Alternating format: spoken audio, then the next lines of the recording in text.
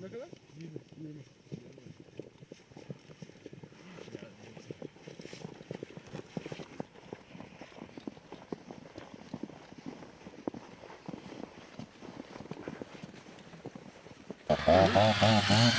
Tamam, onu at içine. Tamam. Şimdi şu baş...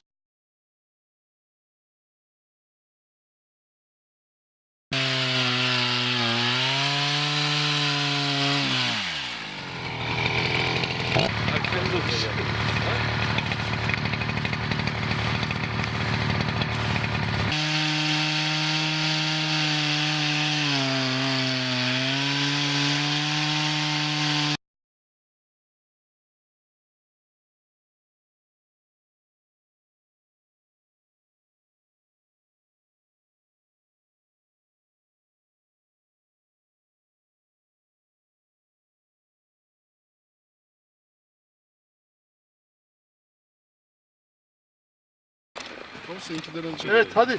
Atı kim çekiyor? Ben de açtım. Hadi.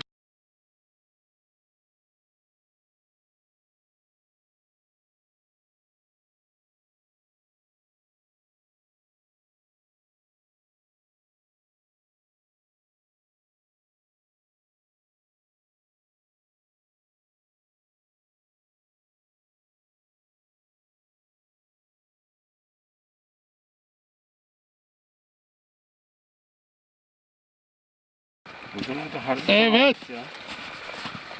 Karşılıklı bartır. Hey!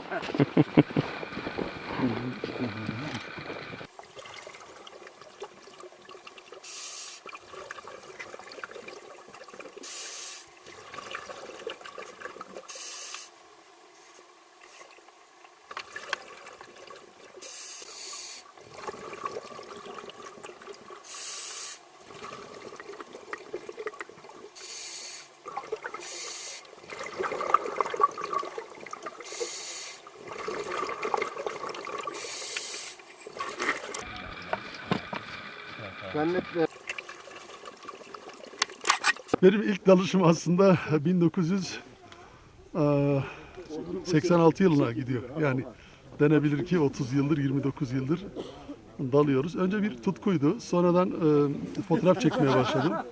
Tabii o dönemde hep slide çekiyoruz, diğer çekiyoruz. Fotoğrafta çektiklerimizi bu sefer ya bazı objeler vardır ki hareketli görüntüyü hak ediyorlar. Yani orada çünkü bir aksiyon var. Derken videoya geçtim.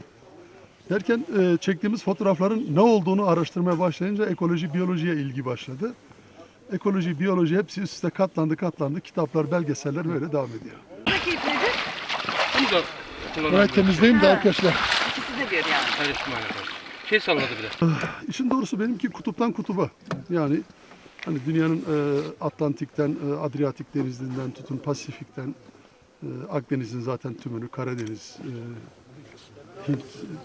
Hint Okyanusu, bütün denizlerde dalış yapıyorum. Hemen her tarafta dalıyorum. Nerede bırakırız kendimizi? Yani bence ilk seferde çıkarız. Delikte yeterli. Sebep çok mu soğuk? Yok. Akdeniz fokunu Türkiye'de ilk çekmiştim doğal ortamında. Deniz atları yine öyle. Ama köpek balıkları her zaman dehşet verici bir olaydır, güzel bir olaydır. Yine Türkiye'de Gökova'da bir köpek balığını çekerken yine o zaman dijital teknoloji yok. Deklanşöre bir kere bastım. İkinci bastığımdan sonra hatırlamıyorum. Ben kafayı direkt övmüşüm kendisi. Üstümden geçti. Çünkü hayvan orada suda şey dedi. Ya sen kimsin falan dedi yani herhalde beni bir hamsiye benzetti. Tabii yapacaksın.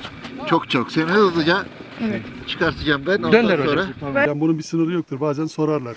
Daha bu işi ne kadar yapacaksın? Yani Allah'ın takdiridir. Bize ne kadar güç verirse biz o gücü de sonuna kadar kullanırız. Yani kendime de şeyi yakıştıramıyorum. Düşünün bir yerde Türkiye'nin en güzel ili, en güzel şehri, en güzel kasabası, en güzel plajında bir yazlığın var. Bir şezlonga uzanmışsın. Orada esniye ölüyorsun. Öyle bir ölümü de kendime yakıştırmaktansa bir köpek balığın dişleri arasında olmaktan daha çok tercihimdir yani öyle söyleyeyim. Dur. Burayı sen tutsana ne olur ne olmaz. Benim elimden kayar mı ayak? Şurayı mı? Ya aslında dalış sadece bir suya girip çıkma, suya girip de duş alma değildir dalış. Aynı zamanda bir kültür birikimidir. Tabii dalışla uğraşan insanların büyük çoğunluğu fizik, kimya, biyoloji, ekoloji belli bir bilgiye sahip oluyorlar. Doğayı daha iyi biliyor oluyorlar. Ben fotoğraf fakiriyim biliyorsun. İşte Türkiye'de en fazla dalgıcın olduğu il Ankara, İstanbul değil. Herkes İstanbul'u biliyor oysa ki İstanbul değil yani.